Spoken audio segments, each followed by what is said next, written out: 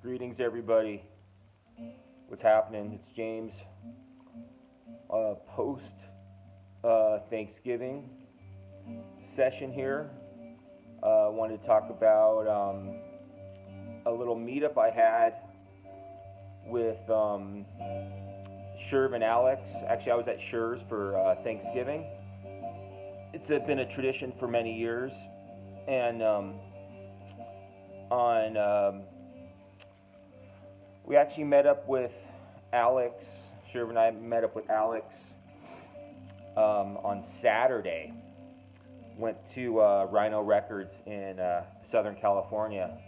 So we didn't go to any stores on Black Friday.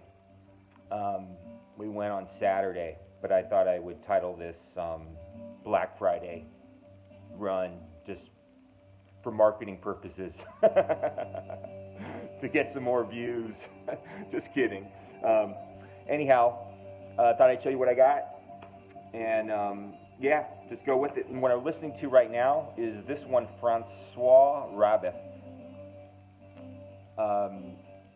This I've listened to this maybe 3 times already in the last 48 hours. I didn't know anything about him. I looked him up. Apparently, he has a reputation really as a double bassist. That's where he made his name. But this is when he plays saz, the Turkish instrument. It seems like on most of it. Great record. This is from 1977. Francois Rabif. I don't know if that's actually how you pronounce it, but lovely record. Very happy about this one. Yeah. Another one, got some country blues, Furry Lewis, 1927 to 28 recordings. This is on Yazoo. Yeah, and I was going to say is, anyway, I'll show it to you, but in terms of, like Black Friday release, like actual releases, not really interested in that anymore. Lost interest in that a long time ago. Yeah, so it was basically just like, let's go to the record store. It had nothing really to do with, like, let's go try to score some Black Friday releases. Another blues record, Boyd Rivers. This is on Mississippi. This is called You Can't Make Me Doubt. This is him on the back. There's a little insert in here based on just the fact it's on Mississippi, and not just based on the fact in Mississippi, but just that cover shot. I thought this was more, like a newer player, Boyd Rivers, but he was born in 1934, and this came out originally. I can't remember when this is. It has something here on the notes. This was 1997 is when this was recorded, at least. Boyd Rivers should be another good country blues type of record with his look on those shots.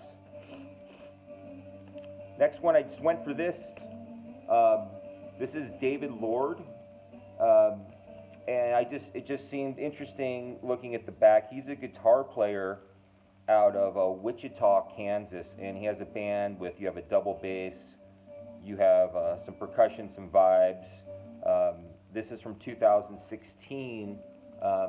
Just seemed interesting, and it was only about $6. And based on the notes, it also inspired me because apparently a couple of his main inspirations are James Blood Ulmer and Derek Bailey. So I thought, this seems like this could be some interesting. It's not going to be just like a straight ahead type of thing. And I've listened to this once, and it's pretty cool. It's pretty cool.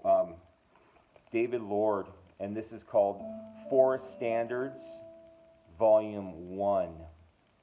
So it's not just a straight ahead jazz guitar thing. It has some interesting elements to it. David Lord went for this. This is a Spanish guitar thing. Here you go. The gentleman's name is Manolo Sanlúcar. The guitar of Manolo Sanlúcar. Spanish guitar. This was recorded in 1976 in Spain. Yeah. Always need some more acoustic guitar, Spanish guitar, flamenco guitar records. Another blues one, Bill Big Brunzi, Volume 2. These are tracks recorded between 1935 and 1949. And this is on the Documents record label out of Austria. Put out a lot of really archival old blues records. Yeah, Big Bill Brunzi. It's not just him. He has some accompaniment on most of these tracks, including Memphis Slim is on some of these. And blues is an endless well. There's always more to get. This is the only new record I got in terms of a sealed copy. This is Green Line.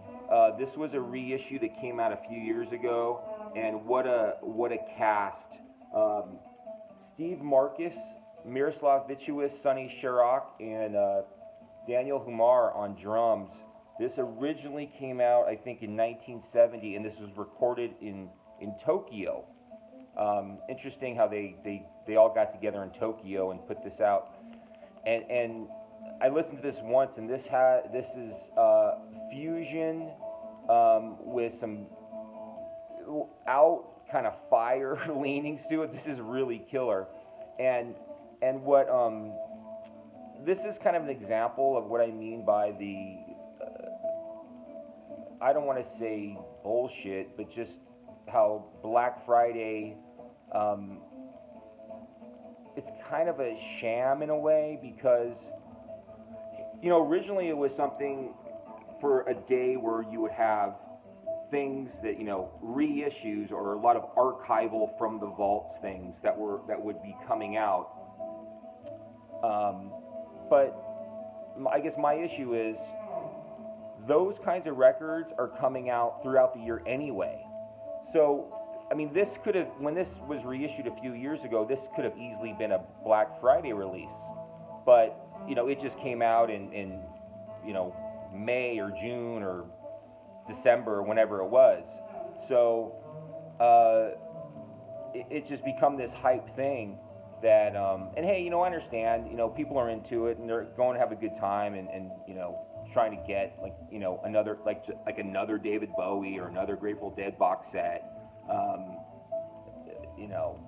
Constant. Those things are always coming out on Black Friday. So anyway, I won't go on and on about it, but anyway, this is a really good one. Green Line. Yeah. Then Alex, he's such a generous guy. I don't see him often, but every time I see him, he always is giving me something, and he really stoked.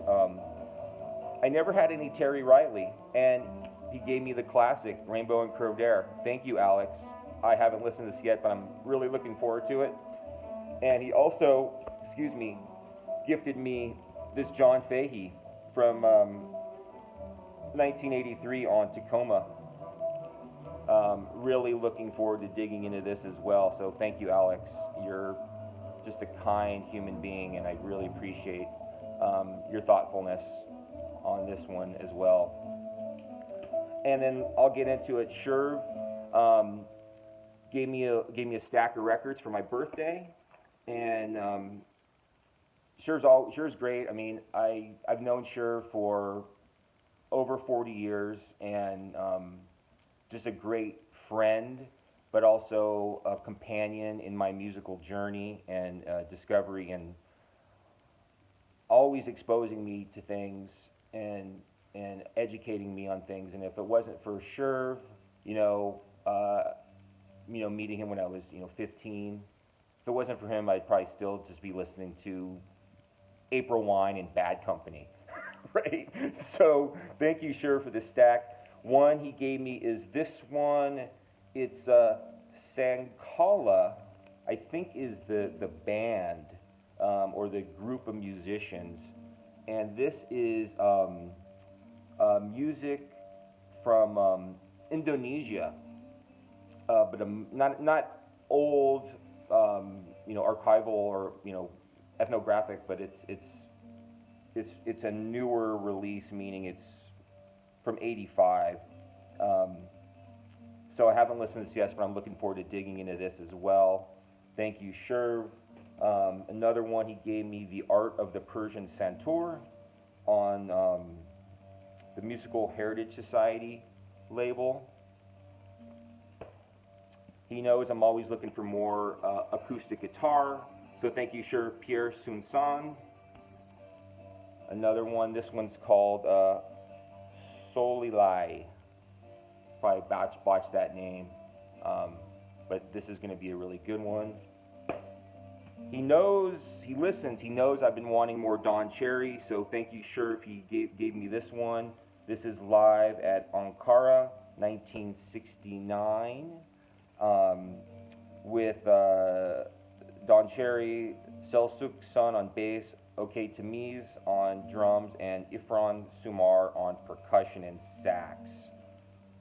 So yeah, my Don Cherry has been lacking, and Sherv listens, he takes notes, and he was very thoughtful to get me this as well. Leonardo Almeida, Romantic Studies for the Guitar. Leonardo Almeida is the master of he's just a master, so always need more Leonardo Almeida. This is on EMI, by the Angel reissue. But yeah, and Leonardo Almeida is playing interpretations of Chopin, Tchaikovsky, and some others. And then the last one he gave me, and this is almost kind of a joke, because I've been talking for years. I've been saying, like, I always wondered what this album is about. This Don Sebesky, the Rape of El Moro, and I haven't listened to this yet. So, because for 10, 15 years, whatever, I was like, yeah, I always wanted to get that just to check it out. So I haven't listened to this yet. This is on CTI. Yeah. Who knows what this is going to be about? I'll wait for the right time to listen to that. And those are the records. So those are the, Black Saturday pickups and some gifts. And then the last thing, I actually wanted to show, this has nothing to do with this, something I got about a month ago or so in San Diego. And I just wanted to show this one to see if anyone knows about it. This is the Milo Fine Free Jazz Ensemble.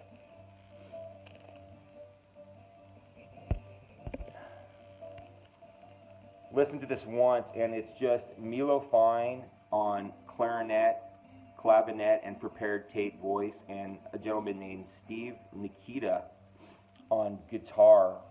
Live January 20th, 1981 at the 7th Street Entry. It almost seems like they might have been playing outside. This is some really interesting music. Some noise elements to it, but also kind of has some groove to it in some places. But just based on that cover, you can get a sense of what this might be, and yeah. So if anyone knows anything about this album or knows anything about these musicians, please comment and educate me. But yeah, that was a cool one. I just wanted to throw that in at the end.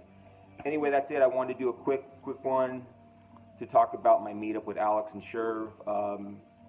Just great guys, great time, generous gifts. Sharing music is what it's all about, right? Just the discovery and the sharing. That's one of the best things in life. No question about it. Anyway, James here. I'm done, and if I don't see you before the end of the year, Happy New Year. All right, take it easy. Later.